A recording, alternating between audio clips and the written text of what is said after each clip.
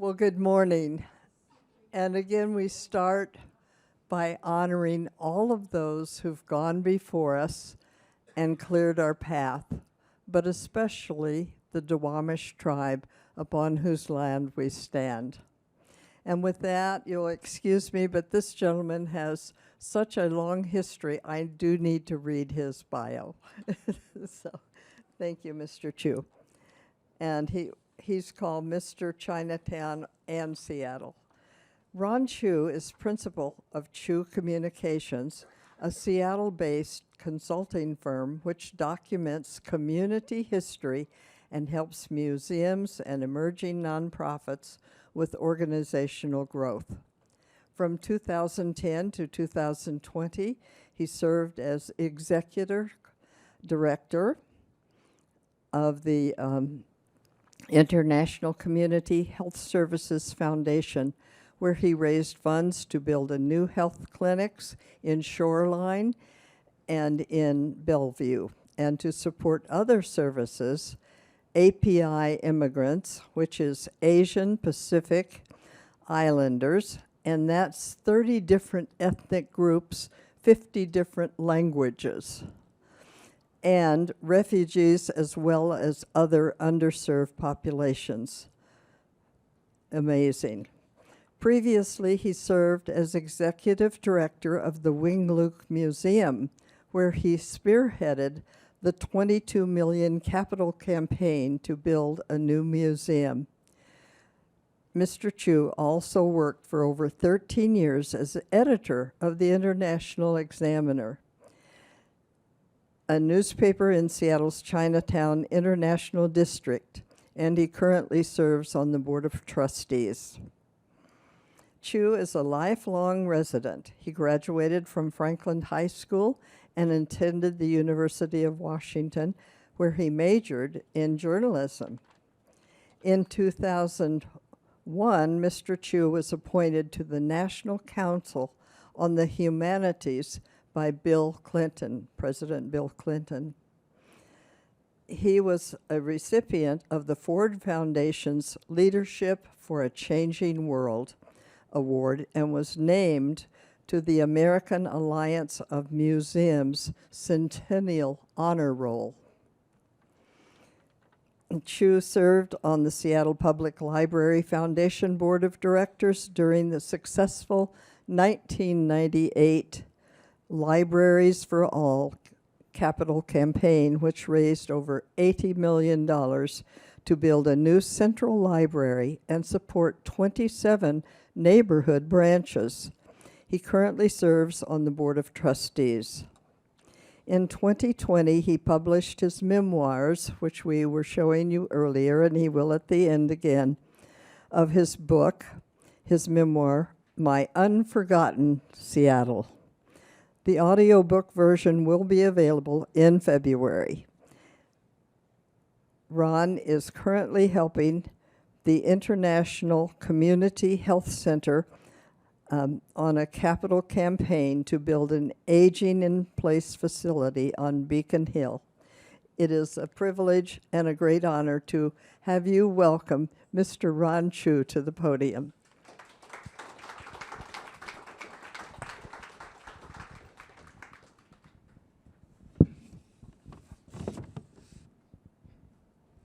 Thank you, Sally. That was a very gracious introduction.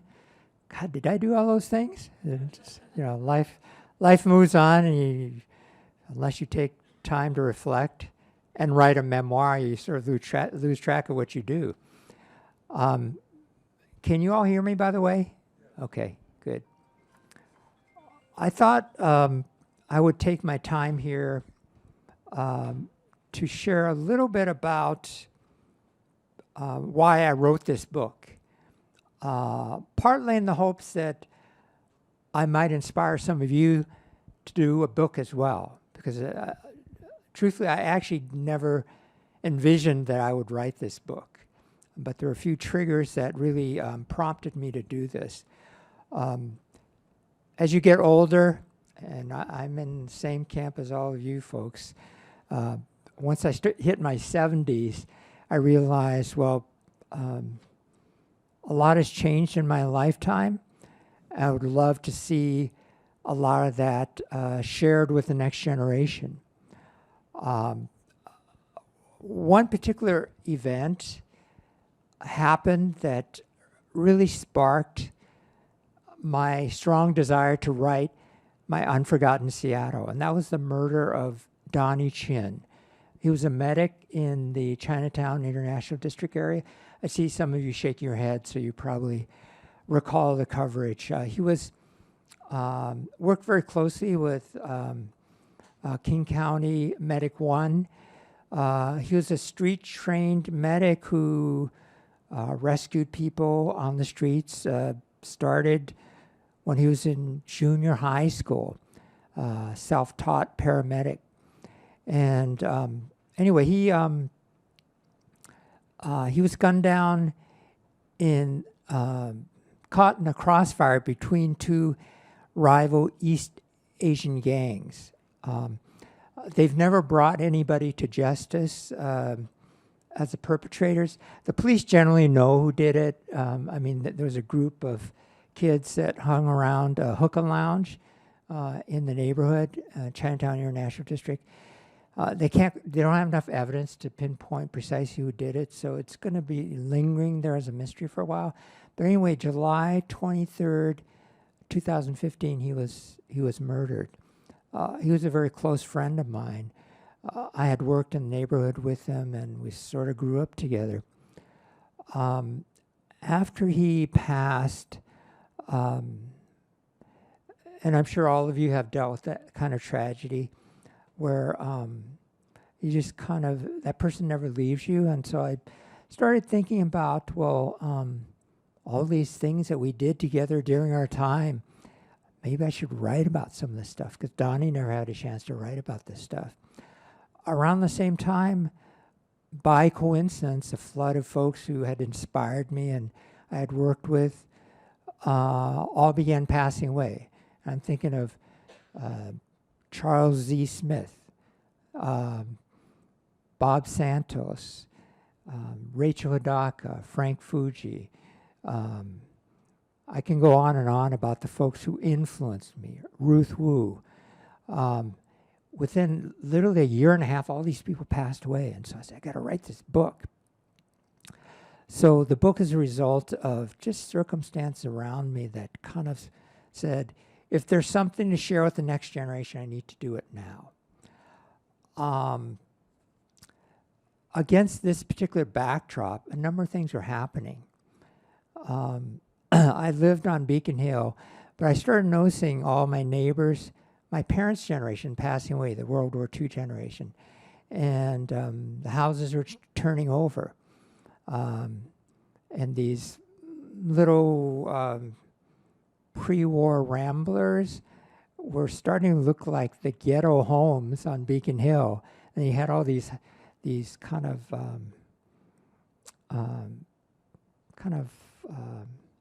flat, characterless buildings starting to rise. And all these notice of demolition and land use changes happening. It was just the world was changing around me. And so I said, Seattle itself is changing. The pre-Amazon, Microsoft, small Seattle that I once knew was no longer around. I wanted to remember that.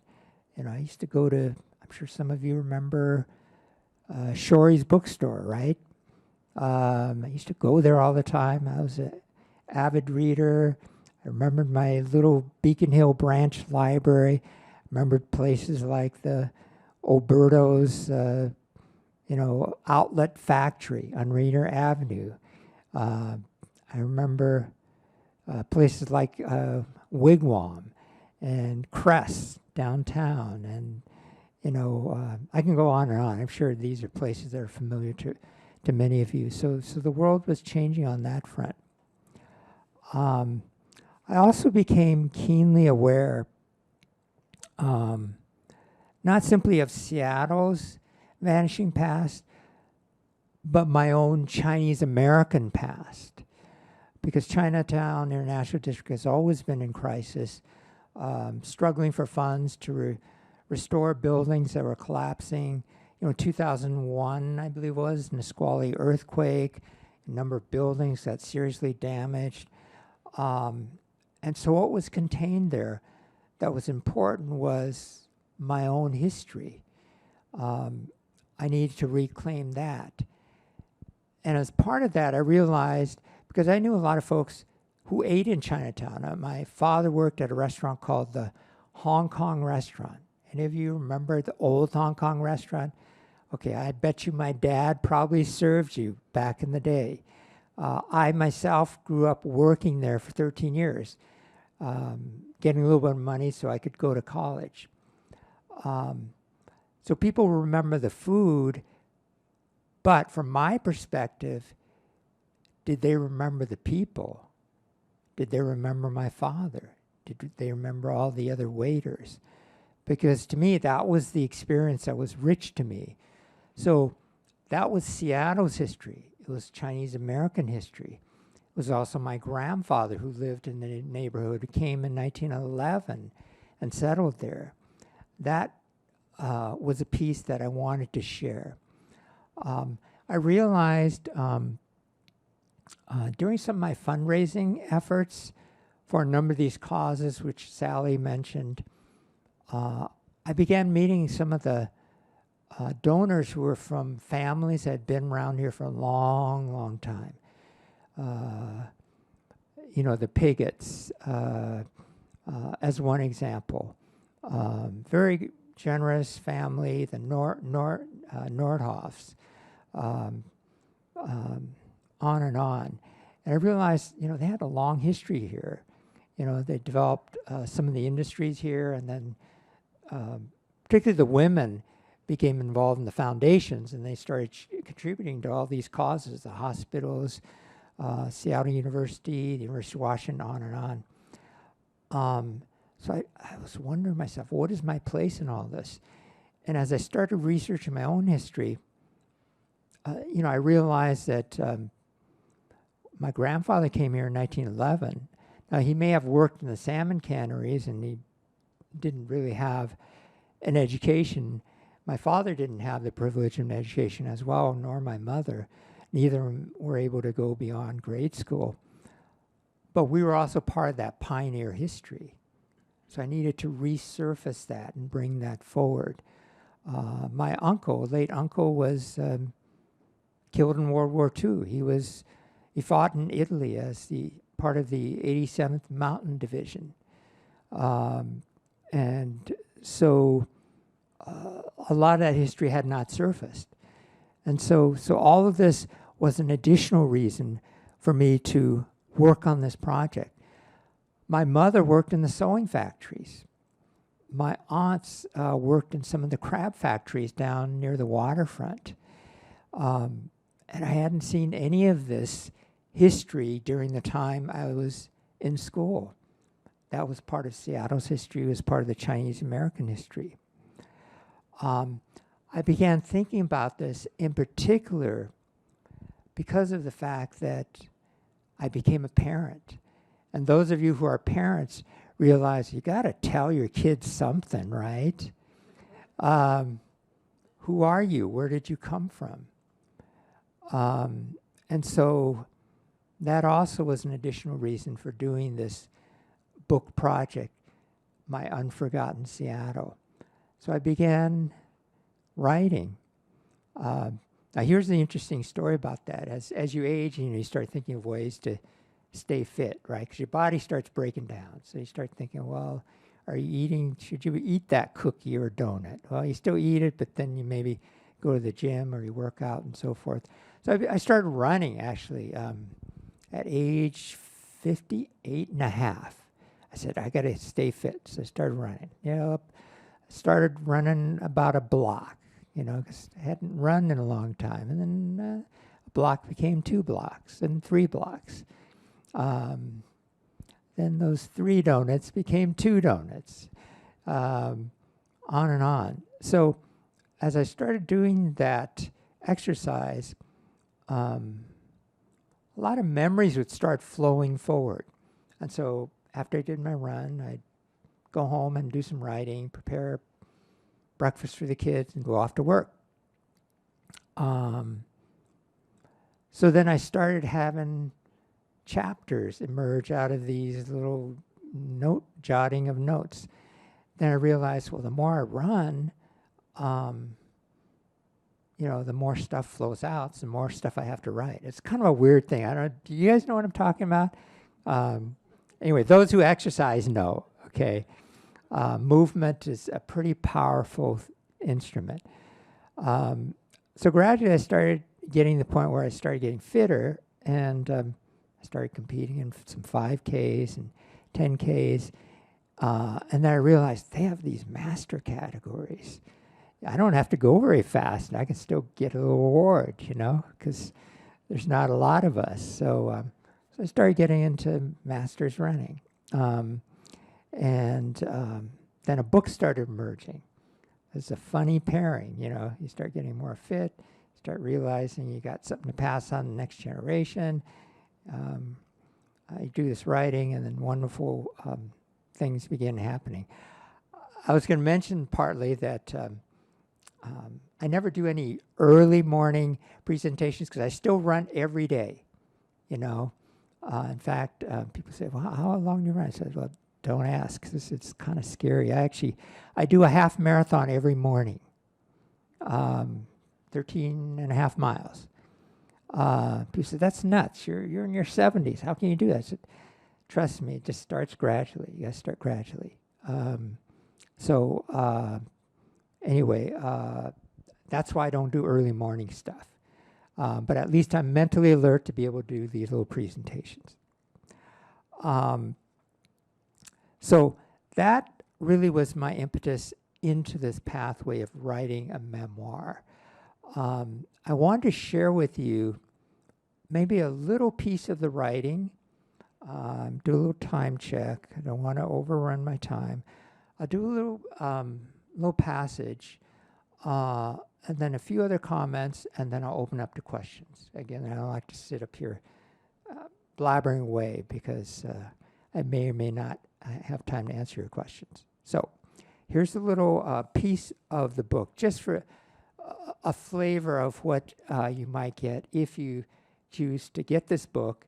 And I was telling Sally, actually, believe it or not, this modest little book that was self-published as a fundraiser for the International Examiner newspaper. So I don't get any proceeds from it. This book is almost sold out. And it's got a little following among the sort of hyper-local crowd that's interested in a lot of the local details. Now, here's the funny thing. I was actually thinking of reading a little chapter related to Beacon Hill, but there's another person, Susan Underwood. Susan, are you the one? Okay. You hit me up for a March program on Beacon Hill, right? Okay, so if I do well here and you're interested, you can come to March. If not so good, you can pass on that and do something else. But I'm looking forward to that as well. So anyway, I'll read you a little section of Chinatown just to give you a flavor of what my experience was and what the writing is all about.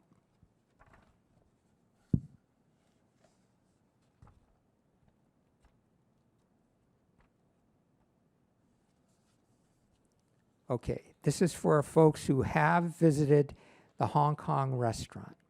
And here's the funny thing.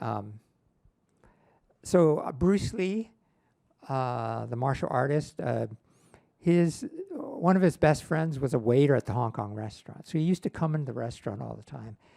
And I thought he was nuts because he would go in the back and he started beating on these vegetable crates. I was a 14-year-old kid, so I was like, who's this guy coming in here? Little did I realize he would become very famous later.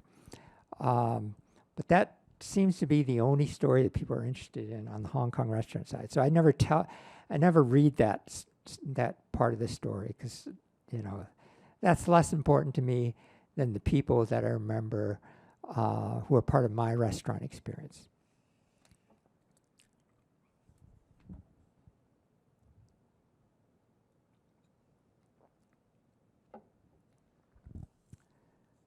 The Hong Kong restaurant.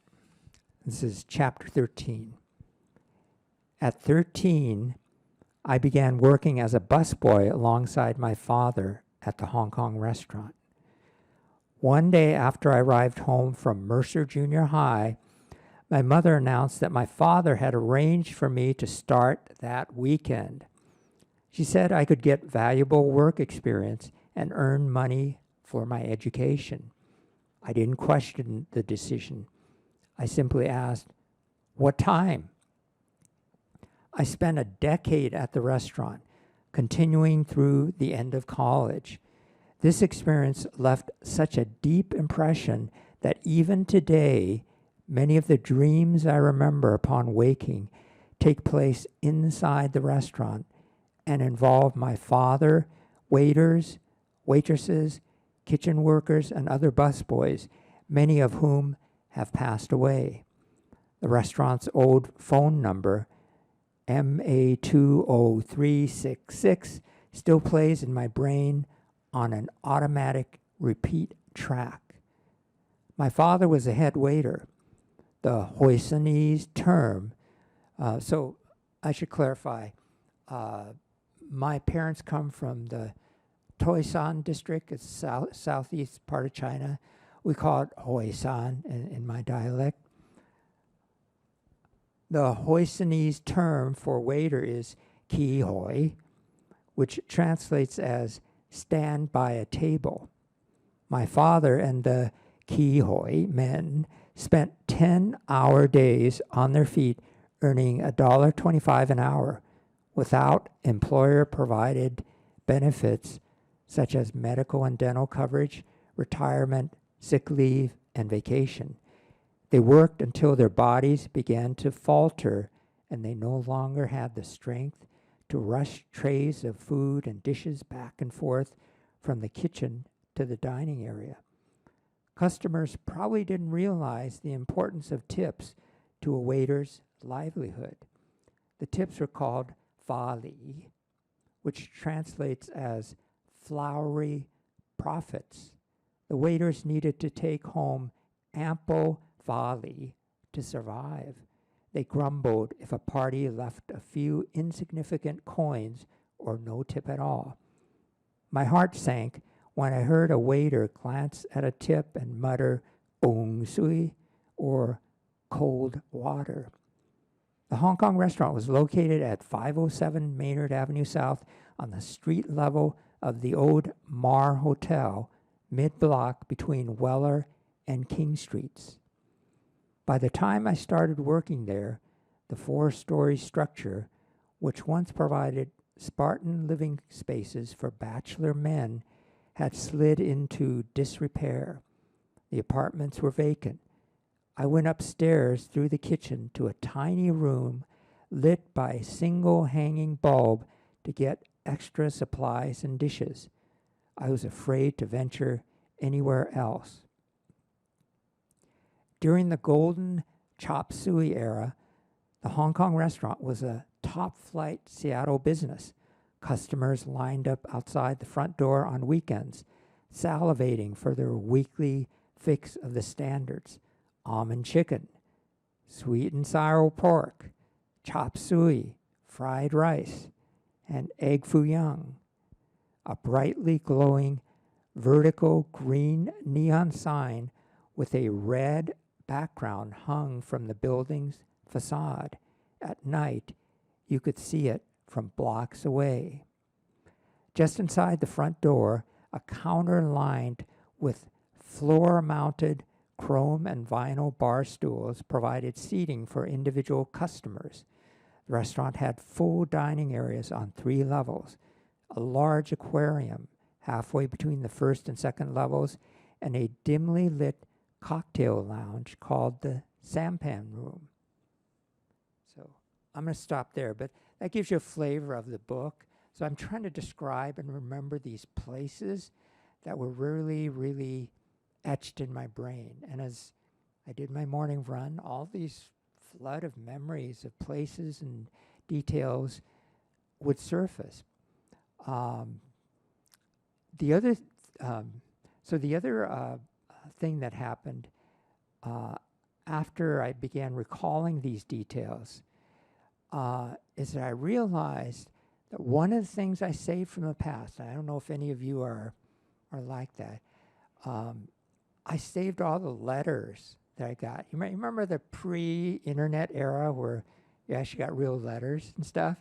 So I saved those, and there's detail in there because people actually, it's not like an email or a text, there's actual detail. So I was able to recreate details of conversations and events happening, which helped me write my book. And that would be my encouragement to all of you as well, is to think about what you have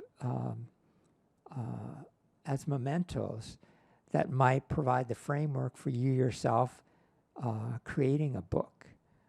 Because there's value in remembering what once was for that next generation, and to remember some of what Seattle was before Seattle has become what it is today. The other thing that it gave me was a good excuse to look up folks and to have lunch or coffee with a lot of these folks and to double check facts to see if I remembered correctly. And the amazing thing is I realized my memory was pretty sharp.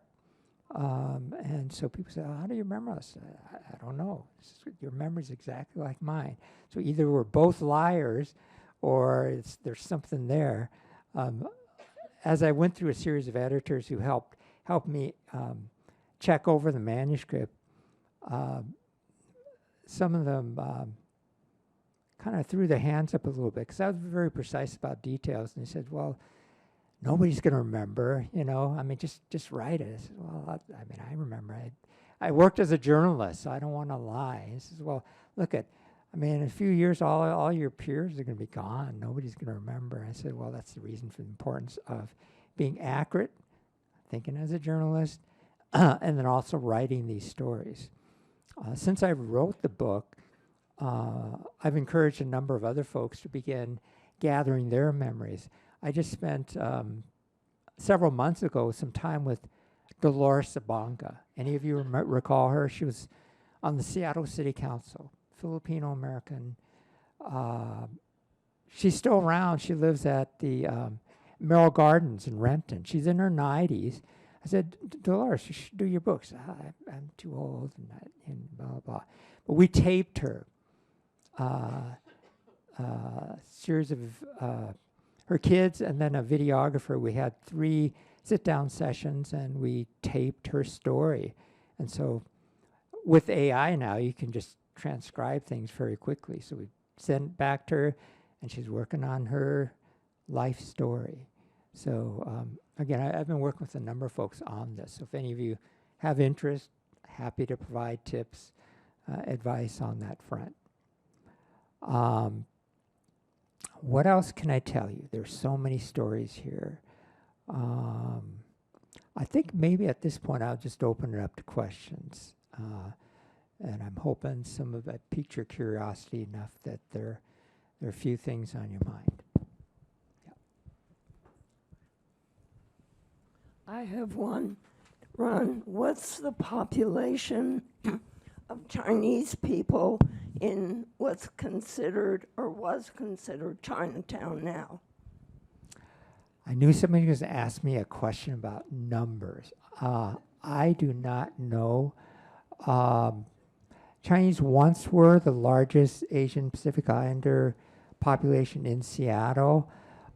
Filipinos population is dramatically increased, and that's I think Philippines are probably the largest now. But again, you could probably easily get the demographic numbers from just looking online.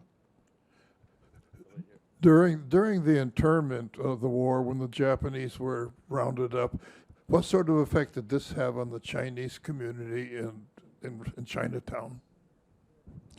Yeah, that's a really good question. I talked to a number of Chinese elders. So there was another project that I had done back in the 1990s. It was an oral history project on the Chinese community. So I interviewed probably 120, 130 Chinese elders, all the way from people who were born in the last century, late 1800s. Anyway, those who went through the World War II era here in Seattle, many of them got their start in business as a result of Japanese American friends who turned over property businesses to them. And so they got a lot of their start through these Japanese American neighbors. So it's kind of ironic in some respects. But of course, it was a great tragedy what happened to Japanese Americans and then having to restart after the war. I should mention, I had the late uncle I had who was killed in World War II. Many of his friends were Japanese Americans, including some Japanese Americans who were called no-no boys. They were the ones who refused to fight on behalf of this country because the government had incarcerated their families. So again, we're all kind of intertwined in that way. I have a question about kind of follow on. Were Chinese Americans there in World War II put in segregated units, or were they integrated into the Army, and did they serve only in the European theater? Boy, that's another great question that I don't have a detailed answer on. I know that my uncle and some of the Cathay Post Chinese American veterans from World War II were active both on the European theater side as well as in the Pacific. And some of them were a part of integrated units. A lot of them worked as cooks and in roles that were fairly, they weren't high-level roles. But again, some of them also, reached a whole variety of positions as well. I have a question. One of the pattern of our going into Chinatown was going to Tai Tung's restaurant after going hiking and just saying, we would like to spend so much per person. Can you produce a meal for that? That restaurant is still there, isn't it? It is. The Chan family has operated it. They're into their 4th generation. Harry Chan is the person usually at the counter that you see with the apron and so forth. Gosh, you're making me hungry. You all should plan a field trip to Chinatown to have a meal, right? But yeah, that's been operating for a long, long time. You can order meals in a variety of ways. You can say, we've got X amount of money. You figure out the menu for us. You can highlight specific dishes you want, done in a certain way. You can order set menus.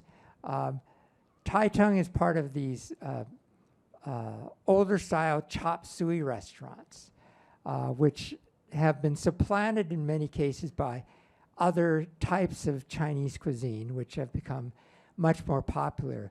But I view that chop suey cuisine as part of our very rich history. I remember as a kid, back in that earlier era, people didn't eat out all the time. We eat out without a second thought.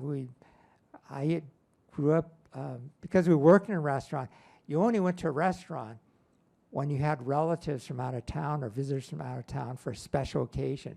So you might eat out maybe once or twice a year. The rest of the time, you're just working in the restaurant. But again, times have changed, and people think nothing of going out to eat. But Tai Tung is one of the last of the chop suey restaurants, so it's an experience. Tai Tung, yeah. Thank you. This is interesting because I was going to talk about the Tai Tung too. It's the first Chinese restaurant I ever came to in Seattle when we moved to the area in the 1950s, I believe. I've been there that many times. And it always was, I think, our favorite restaurant, but we never ate chop suey. We tried to avoid American Chinese food. I don't know if we were successful or not, but what a wonderful place it has been. I gotta, Suey as a kid. if I could say, anything you ate at Tai Tung was chop suey. So you couldn't avoid it. Yeah. Oh, somebody else. Oh. No. Oh, can I just make a quick point? Let me just, can I just say something real quick? So when you eat at these places, remember, people don't make a whole lot of money. So make sure you leave a big tip. You know, people think tip is like this extra. Well, that's how my father supported our family, you know, me and my siblings. You know, $1.25 even in that era, $1.25 an hour doesn't get you a lot to support your family. So be generous. I wanted to know what the relationship was between the Chinese community and the Japanese community. How much interaction was there? Did you compete in certain levels, or what was the situation? It was a very complex relationship. Again, I'm talking about the earlier era. It's a little different now. But among the Chinese community, for example, my mother came here 11 years after my father had already established himself in Seattle. So they were married in China in, what year was that? 1937, I believe. She didn't come to Seattle till 1949-ish or so. And a lot of it was the complexities of the Chinese Exclusion Act, which barred Chinese women from coming here. So my mother had a less favorable view of Japanese Americans than my father, who came here earlier, because of the war experience in Japan. Japan had invaded China, so she had some really bad experiences. So as far as the relationship between the Chinese and Japanese communities here, those who spent some time together living and working in Seattle, Chinese and Japanese Americans, were closer. Those who came later, who may have spent a lot of growing up years in China, I'm talking from Chinese American perspective, tend to have a negative view of Japanese Americans. So my mother, for a number of years, would not shop at Awajimaya or patronize Japanese American businesses because, you know, from her perspective, there wasn't that much distinction between the Japanese in Japan and Japanese Americans. But see, it was something my father understood, because his brother, who was killed in World War II fighting in Italy, had many Japanese American friends that he went to the old Broadway High School as classmates together, you see. So again, there's not a clear answer. It really depends on your experience. I wanted to ask you about your newspaper. I think that the International Examiner is a really excellent newspaper. My wife and I get it regularly delivered, and it has excellent articles. Can you tell us anything about your experience with that newspaper and your aims for it? Yeah. Well, thank you for the compliment. I am on the board of directors, so I'll take it as a personal compliment, and I'll share that with the staff at the newspaper. I should mention, by the way, it's one of the few remaining print-based Asian American newspapers in the country left. Of course, you've seen the demise of all print journalism. They've created a very successful model of both an online presence as well as a print version. So if you go to Taitung, for example, for a chop suey meal, you can get a copy of the newspaper there. But that paper was started back in 1974 by several young business persons who wanted to be part of revitalizing the neighborhood. So they started a newspaper to promote the small businesses there. I became involved about a year and a half after the paper started as a student journalist studying journalism at the University of Washington. I came back down to the neighborhood, worked at the Hong Kong restaurant, bussing dishes, and then working as a reporter at the International Examiner. It incorporated as a nonprofit community newspaper at a time where most newspapers were commercial operations sustaining themselves on a lot of advertising. You remember those huge classified advertising sections, these large newspapers, so forth, that all vanished. But the Examiner had the foresight to see themselves as a nonprofit 501c3, so they were able to get grants and to be able to survive. Now you see some of the newspapers struggling to find a model of how they might be able to survive, and that early International Examiner model may provide an example of how to sustain itself. But the newspaper developed deep relationships with people in the neighborhood on the ground and practiced this community journalism at a very deep level, and that's how it's been able to continue to exist. So I hope it has another 50 years. It celebrated its 50th. Okay. Ron, we, some of us in the Neighborhoods Committee heard you on Zoom shortly after the book was come out. We listened to Jenny Woodtell here, the chair of the committee. We listened to you in an interview, and then you answered some questions. That must have been 2020 or 2021. At any rate, I read the book then, and I just loved it. And I'm kicking myself for not buying a hard copy. Oh, you said they're almost sold out. Where can I get a copy now? So here's the deal. I left a copy with Sally. I will. I've got one copy that I can sell. Again, it may be a little steep. It's $40, but the money all goes to support the International Examiner. I don't make a penny off of any of the proceeds. It was done as a benefit for the newspaper.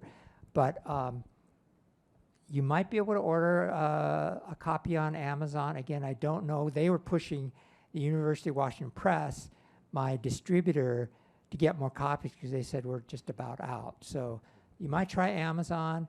There, you can probably buy a used copy floating around. You can check it out at the Seattle Public Library or through the King County Library System.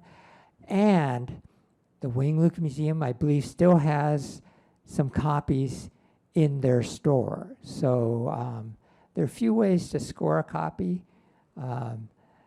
And I'm currently working on trying to figure out funding to do a reprint because I just didn't expect that it would sell out. I mean, I figured it's more one of these kind of vanity press things, but it must have struck a chord because again, I think it's sort of that Seattle has changed so much. And again, there's some insights into Chinatown that people were really looking for. How could we encourage a reprint? Could we write letters? Go ahead, Bill. Are you ready? Yeah. He's been waiting. He's going to answer her question. Can we write letters? Well, yeah, it's kind of a funny thing. So I've gotten some bids on potential reprint costs. So, if there's enough interest, I will just work on getting it reprinted because the University of Washington Press says print more, and I'm thinking there are actually some corrections I need to make. Just look over this 700-page thing, and surprisingly, they're very modest, typos, and the index is missing a few names. But yeah, I'm interested in reprinting in the next year, so maybe you could contact me directly, or anybody who's interested in maybe contributing to a small fund to reprint. I'm happy to do that. Ron, with the rise of the ultra-right, we're very much aware of the increase in anti-Semitism. Is the Asian community experiencing an increase in anti-Asian attitudes? Yeah.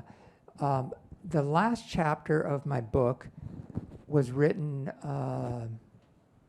as an add-on because of the pandemic and the George Floyd murder. Those events happened literally as I was going to press. I said, whoa, wait. Pandemic, huge, Black Lives Matter. I got to add a chapter. So it took literally a week and dashed off a final chapter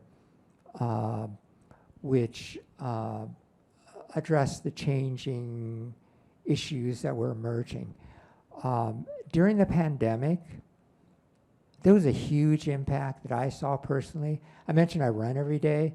I started running on Beacon Hill, and I was getting verbally assaulted by people on Beacon Hill. People telling me to go back to, take my virus with me and all this stuff. I was stunned. In Chinatown, a lot of elderly residents, particularly women who outlive the men, purse snatchings, violent assaults, and so forth, white supremacy stickers on storefronts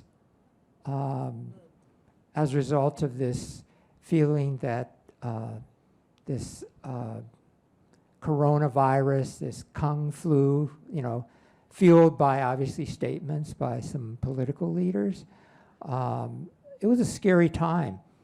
It still continues to this day. And so it worries me, and there's been a huge impact on the neighborhood. And again, I personally have witnessed it as well. One of my favorite parts of the book was the part that talked about how you reimagined the Wing Luke Museum and the changes that you made there that influenced how museums are done across at least the United States, if not the world. How is the Wing Luke Museum doing right now? The Wing Luke Museum, and there's several chapters on the museum. Obviously, it was one of the big parts of my life because I spent 17 years there. The last 5 years raising $23 million to basically remodel an historic hotel. But that project, boy, that took so much energy and time. I'm just, can you repeat your question? I kind of. I was interested to learn the imaginative way you rethought that museum and what made it unique. Maybe you want to comment on that. Yeah. But then I'm wondering how it's doing today. Yeah, got it. Okay. So I started my career as a journalist, gathering stories, gathering sources, and these sources ultimately leading to stories.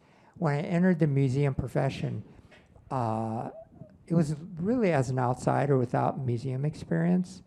So I began to reimagine museum as a place of stories rather than objects. So that was a beginning point, and I began talking about a journalistic model of museum creation and about museums tackling topical issues of currency rather than looking at the past, looking at how they might imagine the future. So that was the kernel of what led to the growth and development of the museum. If there's interest and any of you want to maybe plan a visit to the Wing Luke Museum, it's an incredible historic space. That might be a third program to do, right?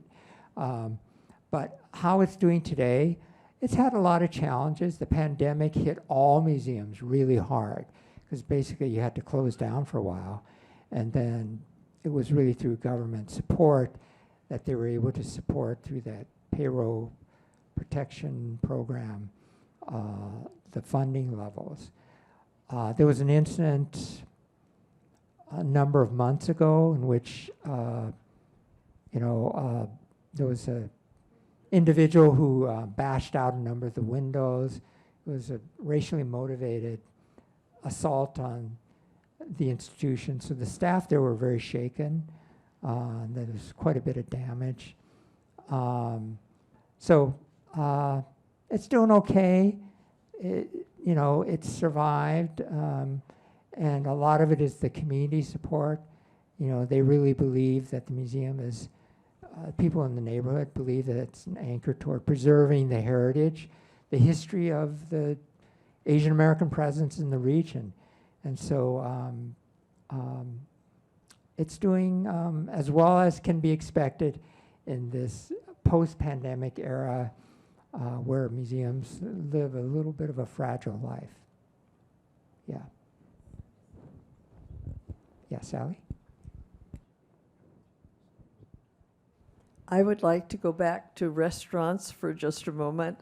And our favorite for dim sum was King's Cafe, where you went upstairs and it came up through the lift.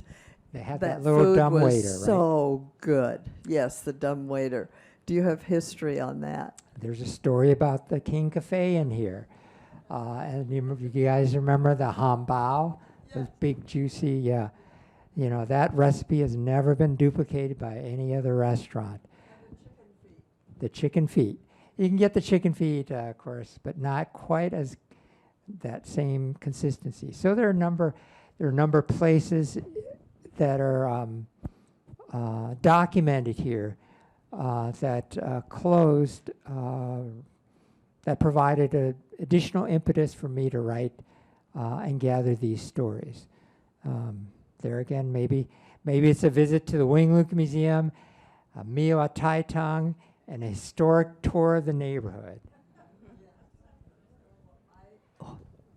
What I loved was watching the grandmothers make the hambaos and the was dim sum. It was wonderful. Yeah. The artistry of it. Yeah. No, for real. Maybe the last story about restaurants. If your dad served in the area where the fish tank, the tropical fish, three families and 8 kids used to go to that area because it was a big table, and the kids would be entertained by the fish tank while we waited for the sweet and sour dishes to arrive at the table. And maybe it was your dad, but I think in the late 60s and 70s, tip at that time was considered 10% of the bill. It's gone up 15, 18, and now we're up to 20. Hopefully, if those waiters in the International District are not getting minimum wage, anybody that eats there today will be tipping at 20%. Yeah, so many memories. So remember, again, I see things from, I was working there in the late 60s and 1970s, so I likely encountered quite a number of you, But see, from my perspective, my memories, for example, the aquarium with all the fish swimming around, I think of disastrous times where the water overflowed and somebody had to clean up all that water, and then having to clean the bathroom and, the dishes, and how busy it was and trying to run around and gathering those tips, marking them up, making sure they got to the right waiters. And it was a lot of memories. Anything else? Well, you all have been fabulous. Thank you for taking the time to spend the morning with me. It's a real pleasure.